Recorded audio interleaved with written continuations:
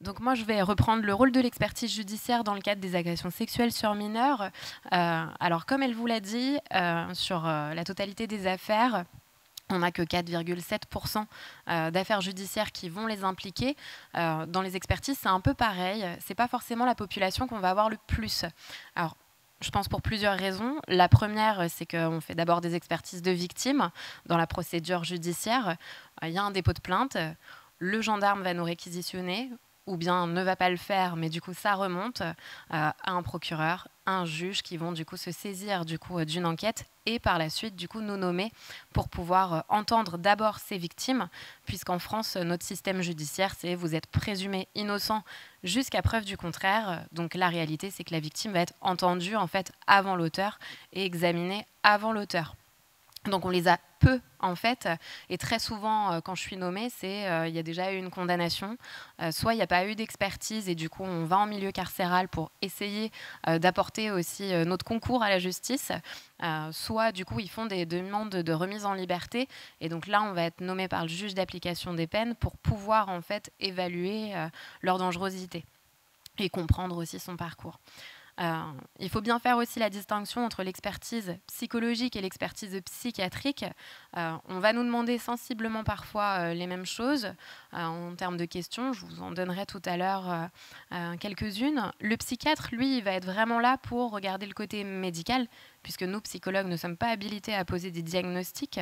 C'est la différence avec certains pays. En Angleterre, par exemple, ils ont le droit, s'ils disposent d'un doctorat, de pouvoir poser directement les mots. Nous, c'est pas le cas et je ne suis pas psychiatre, donc je n'ai pas le droit de poser de diagnostic. Je ne peux que supposer dans les expertises qu'il y a quelque chose et quand il n'y a pas d'expertise psychiatrique, la recommander pour attester justement d'une pathologie quand pour moi il y en a une. Donc le médecin va s'occuper de cette partie-là. Est-ce que sur le plan médical, il y a quelque chose qui fait que la responsabilité en fait de l'auteur fait qu'il peut être jugé ou qu'il ne peut pas être jugé puisqu'il n'est pas responsable de ses actes suite à une pathologie psychiatrique. Donc non, on n'est pas commis pour ça. Nous, on ne va pas avoir une incidence sur la responsabilité, mais sur toute la partie en fait comprendre. Donc en fait, ce qu'Éric vous disait ce matin, comprendre l'avant, comprendre le pendant au moment du passage à l'acte et puis éventuellement parler de l'après.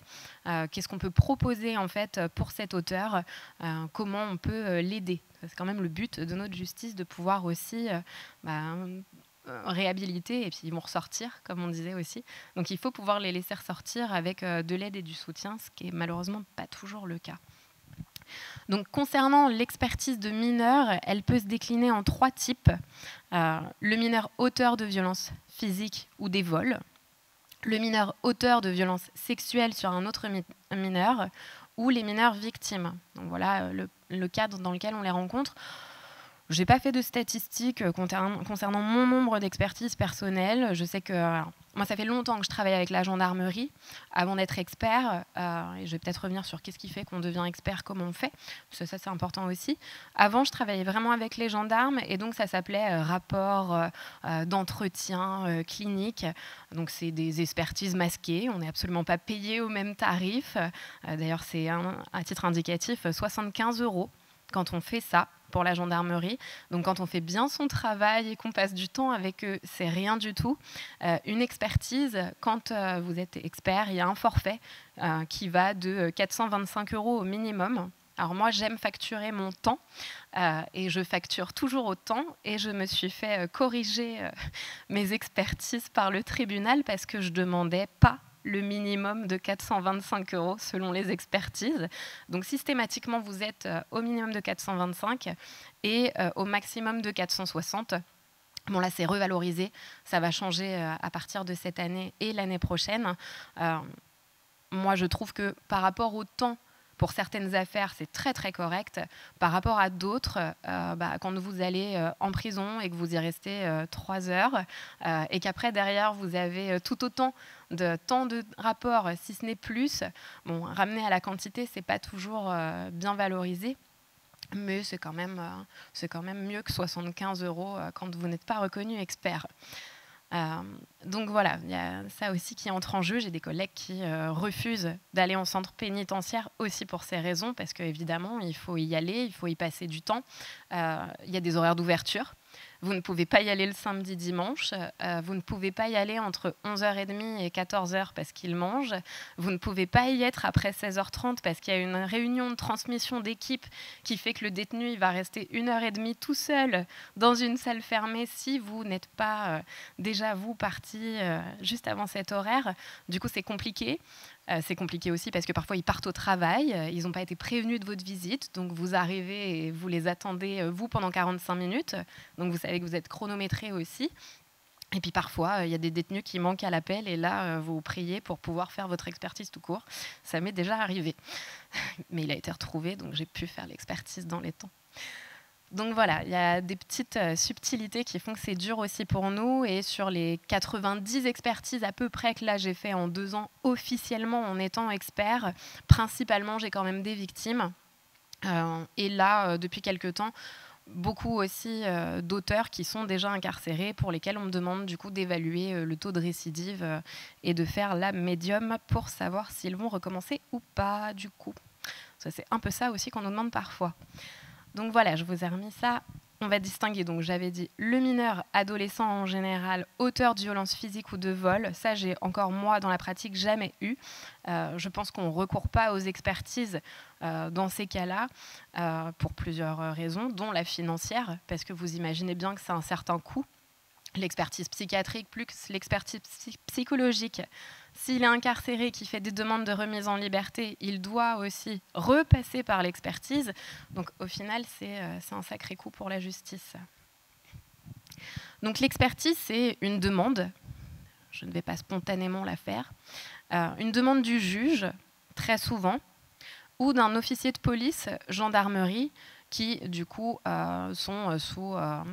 le procureur ou le substitut du procureur en fait, donne validation pour que vous puissiez faire cette expertise. Donc, la situation actuelle en France fait qu'on est le plus souvent sollicité en réquisition ou au cours de l'information judiciaire pour les mineurs victimes auteurs de violences sexuelles que pour les autres. On l'a réalisé, c'est que tous ces mineurs sont souvent victimes de toutes sortes d'abus, c'est ce qu'on vous dit depuis ce matin et c'est la réalité, d'abus, de négligence, dont des violences sexuelles, y compris quand ils sont auteurs. Donc tout notre travail, ça va être aussi en fait de regarder en globalité et pas seulement sous l'aspect de l'acte. Donc le plus souvent en réquisition pour une victime suite à un dépôt de plainte, on arrive toujours après le dépôt de plainte, et par le juge donc pour un auteur, en concomitance du coup avec l'expertise psychiatrique, c'est ce que je vous disais, en cours d'affaires. Ça peut arriver qu'on soit commis au bout de 2 ans et que du coup je me retrouve avec une expertise psychiatrique qui a, elle, été faite tout de suite quand ils étaient en garde à vue. Et puis moi qui arrive, 2 ans après, là ça m'est arrivé. Parfois on les fait un peu en catastrophe parce que la détention provisoire a une fin et qu'il faut absolument que certaines victimes aient été entendues ou que l'auteur ait été entendu. Donc parfois on est mandaté et on a vraiment un très très court temps pour pouvoir la réaliser. Donc, la réalité du terrain, c'est ce qu'on vous dit aussi depuis ce matin et ce que vous savez malheureusement aussi maintenant, que l'auteur est souvent lui-même victime. Ce n'est pas qu'une statistique, ça m'est pas encore arrivé. Alors après, je n'en ai pas fait 1000 non plus, mais sur quand même là, les peut-être 20 détenus que j'ai fait cette année, ça ne m'est pas encore arrivé que j'en ai un qui me dise « Non, je n'ai pas été victime de violences physiques. Non, je n'ai pas été victime de violences psychologiques. Non, je n'ai pas été victime de violences sexuelles. » Effectivement, tous les auteurs de violences sexuelles ne l'ont pas forcément été dans leur enfance. Ça m'est arrivé et c'est une réalité. Mais en tout cas, on retrouve toujours de la violence conjugale, des négligences parentales, de l'absentéisme à l'école parce que les parents ne voyaient pas l'intérêt en fait, de mettre les enfants à l'école, de la violence domestique, tout un tas de types de violences. Alors, l'expertise du mineur délinquant, elle est tout aussi difficile que la consultation d'un adolescent en fait, au cabinet, pour plusieurs raisons. Il y a sa personnalité. Déjà, on est sur un adolescent, donc il va être en mouvance entre la névrose, la psychose. Donc, parfois, on peut avoir des éléments cliniques qui vont nous inquiéter. Je pense à une jeune, là, justement, qui n'est pas du tout là-dedans, mais c'est pour vous donner l'exemple. Elle a des hallucinations. donc elle est suivie pour ça. Elle a 12 ans. On est vraiment au tout début peut-être d'une psychose. Et on s'est dit, tiens, on va faire un Rorschach pour voir ce que ça donne, pour voir si il faut réadapter le traitement. Et le Rorschach, donc le test des tâches, pour ceux qui ne connaissent pas, hein, celui où il faut répondre chauve-souris à un moment donné. Voilà. Donc, le test était très névrotique pour le coup. Je suis bien dans un protocole d'une adolescente qui a l'air tout à fait normale avec la gestion de ses pulsions. Elle se reconnaît bien dans le genre humain.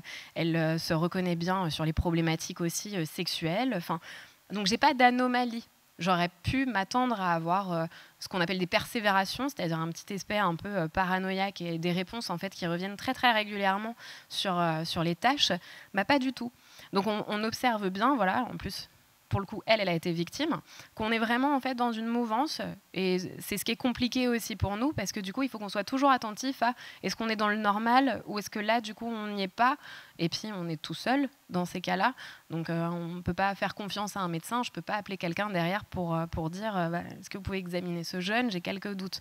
Donc, on a aussi une responsabilité au travers de cette expertise qui est quand même importante, et c'est important aussi qu'on puisse nous toujours nuancer en fait. Voilà, moi sur cet instant T où je suis avec le jeune, voilà ce qu'il me montre, voilà ce qu'il présente, mais avec quelqu'un d'autre il présenterait peut-être autre chose, et c'est ça qui va être aussi intéressant, c'est cette adhérence en fait au contexte et à l'alliance thérapeutique. Le jeune adolescent, il a déjà pas envie de parler, parce que c'est un adolescent, donc il préférerait être dans sa chambre à écouter de la musique. Et on l'oblige à venir nous voir en examen. Il ne comprend pas bien pourquoi.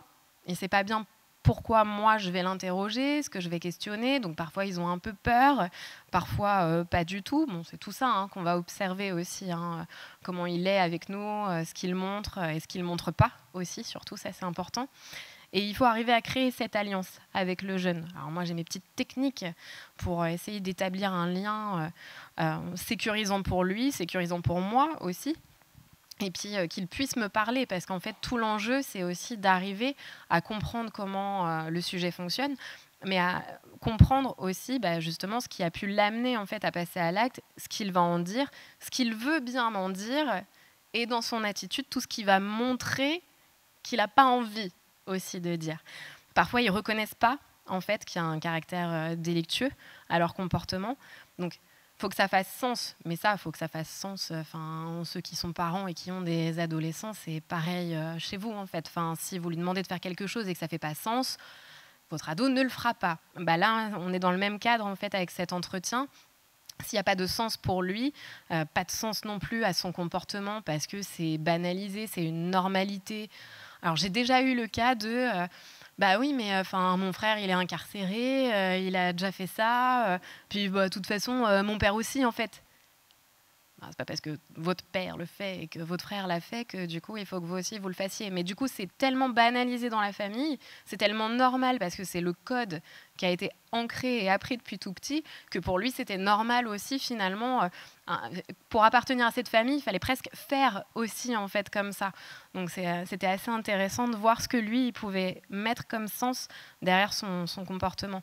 Sachant que du coup, il ne voyait pas son père, parce que son père était incarcéré aussi. Donc, voilà, il y avait quelque chose dans la reconnaissance de moi aussi je vais aller en prison et moi aussi en fait je fais partie de cette famille au travers de ça. Donc l'aspect transgressif, comme disait Bruno aussi, en fait on voit bien les interdits. L'interdit de la loi parfois il n'est pas du tout là. Ils n'ont pas le recul pour se dire que ce qu'ils ont fait est répréhensible. Puis c'est pas grave. Alors parfois c'est pas grave parce que de toute façon j'ai pas 13 ans. Oui, donc du coup, je ne suis pas condamnable au niveau judiciaire, je ne vais pas aller en prison. Alors, oui, mais quand tu auras 13 ans, tu pourras peut-être y aller. Donc, on va éviter que tu commettes quelque chose après 13 ans et comprendre pourquoi tu as fait quelque chose avant 13 ans. Mais parfois, ils ont ce recul-là aussi de dire je suis tranquille au niveau de la justice parce qu'il ne se passera rien. Effectivement, le rappel à la loi, les suivis... ça ne fait pas de sens. Donc, comme ça ne fait pas de sens et qu'il n'y a pas ce recul en fait, sur le comportement, c'est très compliqué de les faire adhérer au cadre et de faire quelque chose derrière, thérapeutique aussi avec eux. Donc, il faut bien l'encadrer, cette rencontre, essayer de maximiser les chances en fait, qu'on puisse avoir de l'information lors de cet entretien. On en discutait parce que je discutais avec l'avocate de l'association autour de qu'est-ce qu'on peut dire et qu'est-ce qu'on ne peut pas dire. Évidemment, en fonction de où on en est dans l'enquête, je suis tenue de leur rappeler qu'ils sont, ils n'ont pas obligé de me parler de ce qu'ils sont présumés à avoir fait, qu'ils peuvent garder le silence sur les faits qui leur sont reprochés. Mais s'ils disent des choses en lien avec ça, moi je le mets. Alors je le mets dans l'expertise pour plusieurs raisons. J'estime que ça ne relève pas du secret professionnel pour la simple et bonne raison que je suis mandatée par un juge. Donc vous savez peut-être, ou pas, je vous l'apprends, que la seule personne qui peut briser le secret professionnel, c'est le juge. Donc le juge me demande de faire toute remarque utile à la manifestation de la vérité. Si le sujet me dit effectivement, je ne lui ai pas demandé si elle était d'accord, je vais mettre sa phrase à l'identique, mais le juge va comprendre, il reconnaît qu'effectivement, il n'avait pas le consentement de sa victime. Et puis l'expertise, c'est un peu hors cadre. C'est-à-dire, je ne suis pas là pour du thérapeutique. Donc, on n'est pas dans une relation où, si un de mes patients, et c'est déjà arrivé, m'avoue un crime qu'il a commis, là, au niveau du secret professionnel, c'est très, très compliqué. Dans le cadre d'une expertise, je ne suis pas en suivi. D'ailleurs, on ne les facture pas comme un acte médical. On a de la TVA si on dépasse un seuil, parce que ce n'est pas médical. Donc du coup, là, pour moi, il n'y a pas de secret professionnel pour ces deux raisons. Le juge me demande, et en même temps, du coup, je ne suis pas sur un acte médical et pas un acte thérapeutique. Alors les méthodes, on n'a pas tous les mêmes méthodes. Et du coup, là, ce qui est intéressant, c'est un peu aussi le recrutement des experts.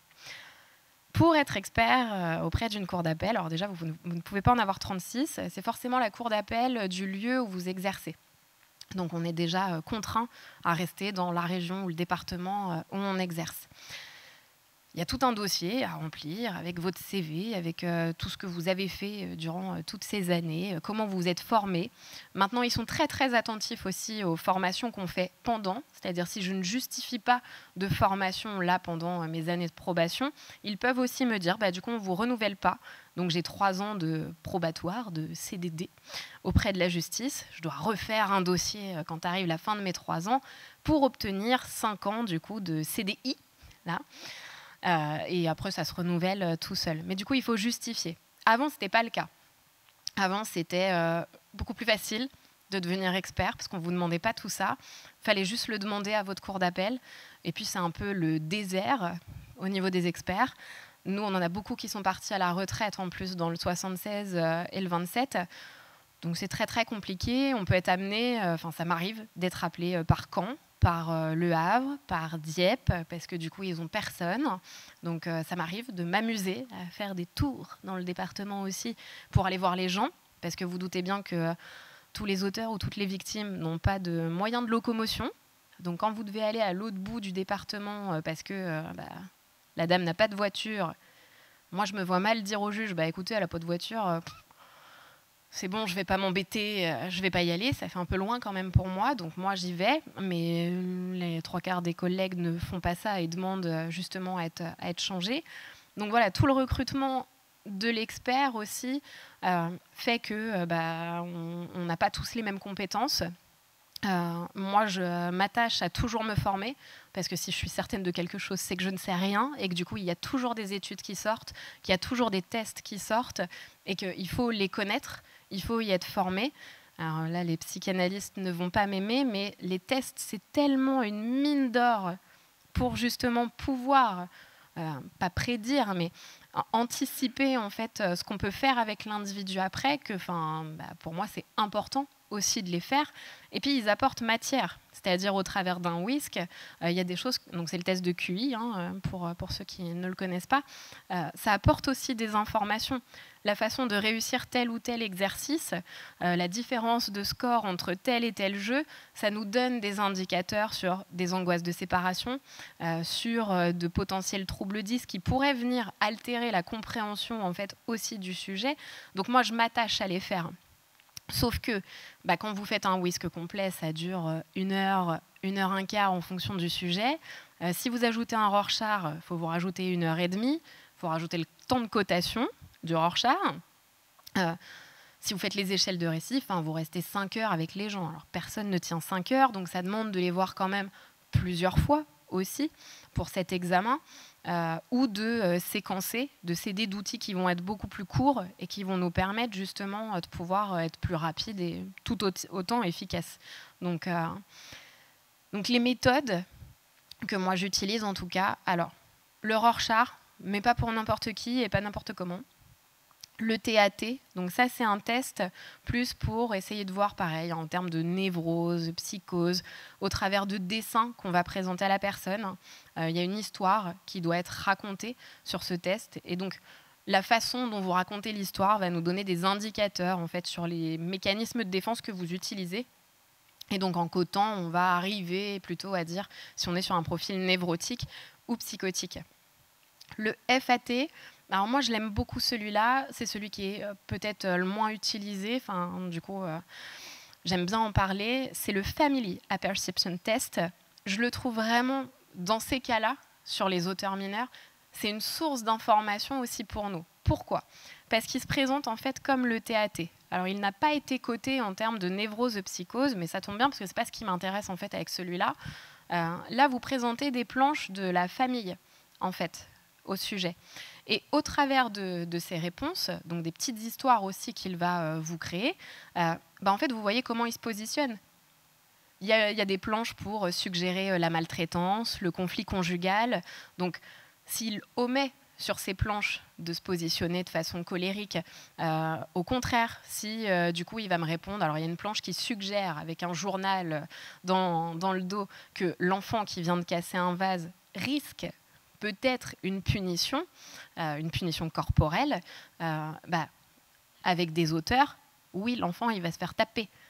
Ça le suggère, il le voit, oui, là, il va y avoir quelque chose.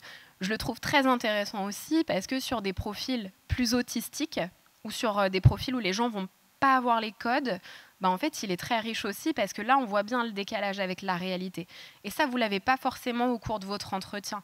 Quand on leur fait raconter leur vie, on va avoir 2-3 trucs un peu discordants, mais on ne voit pas vraiment comment ils se positionnent, eux.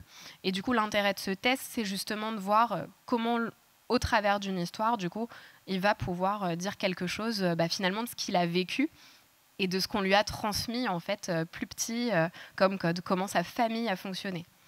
Le test de frustration de Rosenzweig, c'est un peu la même chose. En fait, vous avez des situations sociales avec des petites bulles et le sujet doit choisir ou doit donner une réponse à ce qui est attendu. Alors, il y a une image, par exemple, c'est un monsieur qui passe avec sa voiture et qui éclabousse le sujet.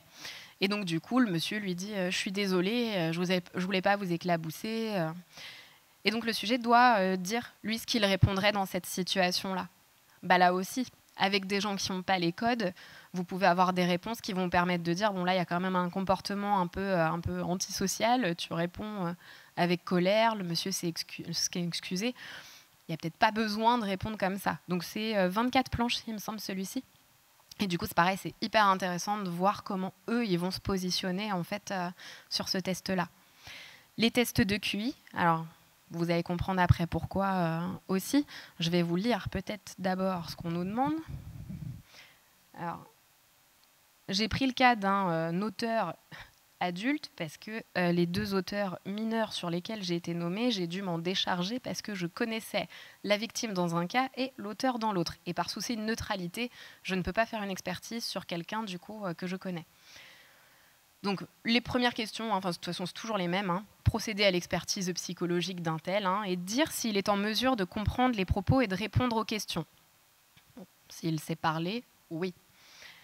Préciser s'il a présenté et présente toujours des troubles d'ordre psychologique ou des déficiences susceptibles d'influencer son comportement, notamment son affectivité, son émotivité et déterminer son niveau d'intelligence.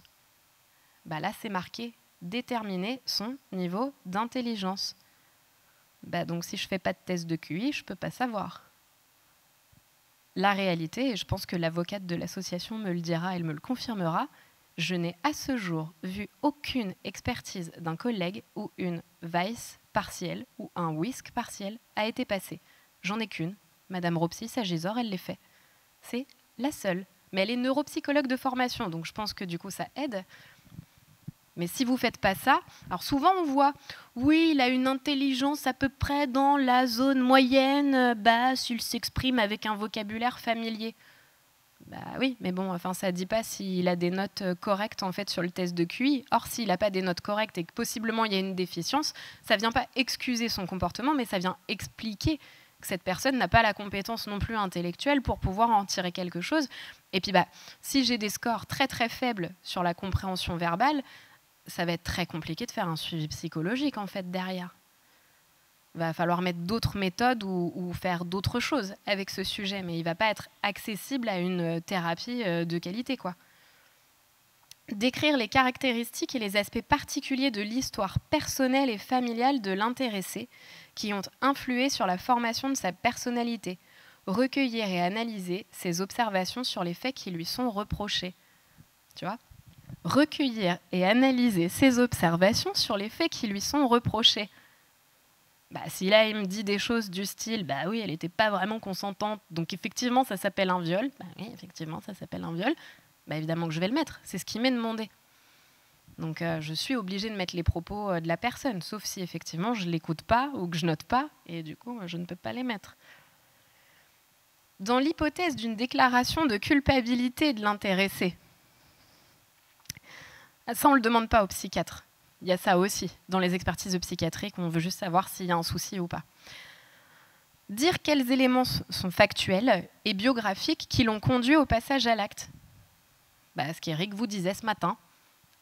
La question d'avant, c'est on s'intéresse à avant, comment il a grandi, quels sont ses liens sur le plan scolaire, ses relations avec ses amis, comment lui, il les perçoit aussi, ses relations, qu'est-ce qu'il peut en dire. Parce que parfois j'y vais, j'ai aucune information, j'ai parfois même pas l'audition de l'auteur, donc moi, de toute façon, je demande systématiquement. Mais c'est intéressant aussi de voir s'il y a eu des enquêtes sociales et qu'elles me sont transmises. La différence aussi entre ce que vous, du côté social, vous nous rapportez, ce que vous observez au quotidien en fait, sur les fonctionnements de la famille, et puis ce que lui, l'auteur, il va en dire, parce que souvent, c'est pas du tout la réalité.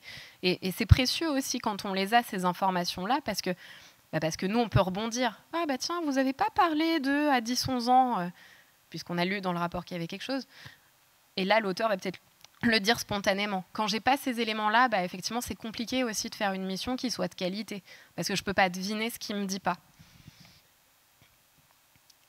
Déterminer donc les éléments favorables ou défavorables à la réinsertion ou à l'insertion de l'intéressé et indiquer si celui-ci doit bénéficier d'un suivi psychologique et sous quelle forme. Ce que tu disais ce matin.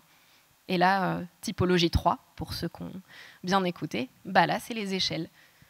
On va s'aider d'outils pouvant permettre aussi de comprendre, maintenant qu'on a vu le avant, maintenant qu'on a vu le pendant, qu'est-ce qu'on en fait après. Et donc, c'est ça qui est intéressant. Et analyser le cas échéant, les dires de l'intéressé sur ses relations avec la ou les victimes. Donc, ça, c'est les notions que vous donniez un peu ce matin avec empathie, théorie de l'esprit.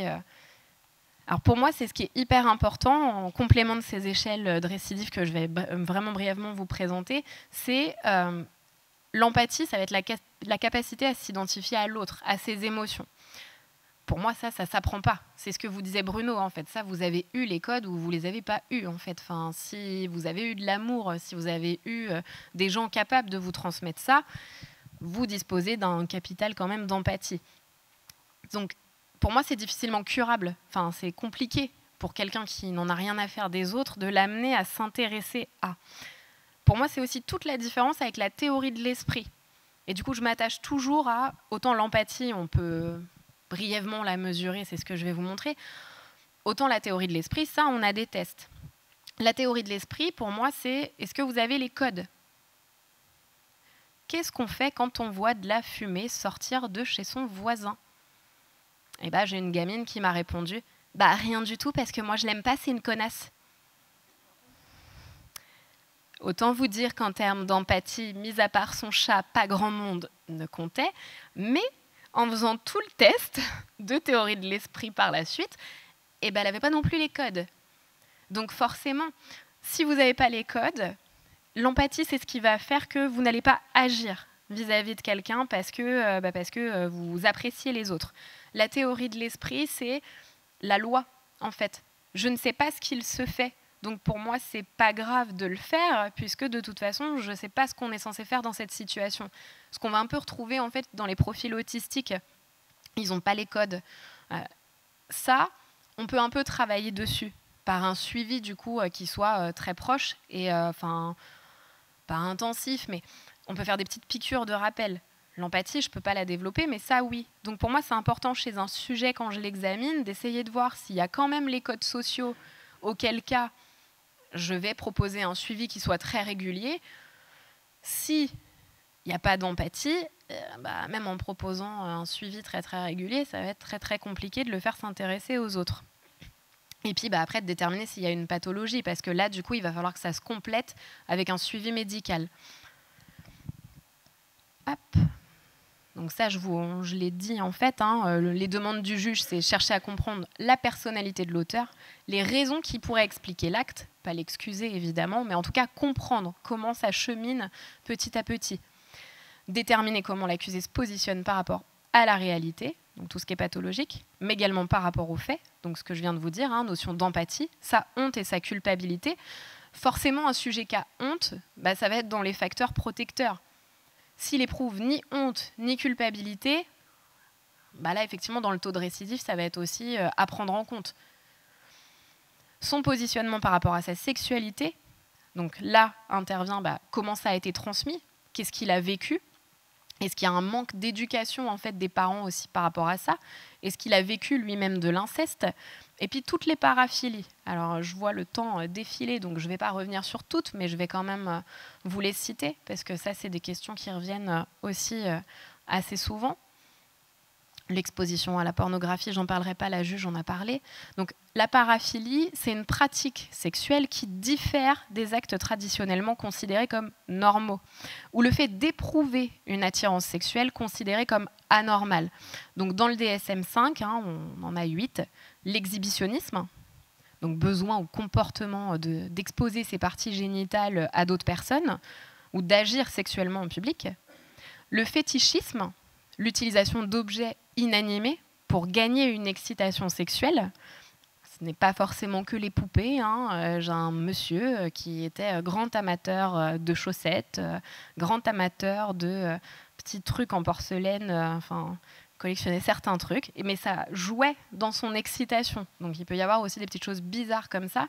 Ça aussi, ça se questionne. Parce que si vous ne posez pas la question lors d'une expertise, spontanément, la personne ne va pas vous dire « Bah ouais, je collectionne les photos de pieds, j'en ai 1500 dans mon téléphone. » Donc ça se pose. Quand on pose la question, j'ai pas encore eu vraiment de personnes qui se braquent et qui me disent « Non, non, je ne veux pas parler de ça. » Ils ont quand même plutôt été coopérants. Le frotteurisme, besoin de toucher, les frotteurs du métro, tout le monde a l'image. La pédophilie, donc préférence pour les enfants, le masochisme sexuel, donc besoin de chercher humiliation, d'être tapé, soumis ou de souffrir, le sadisme sexuel, besoin ou comportement de la recherche de souffrance, mais chez l'autre, toujours dans le but d'avoir du plaisir, travestissement fétichiste, attirance et excitation sexuelle dans le port de vêtements du sexe opposé, ça aussi ça m'est arrivé, un monsieur qui aimait se mettre en talons et en robe de chambre.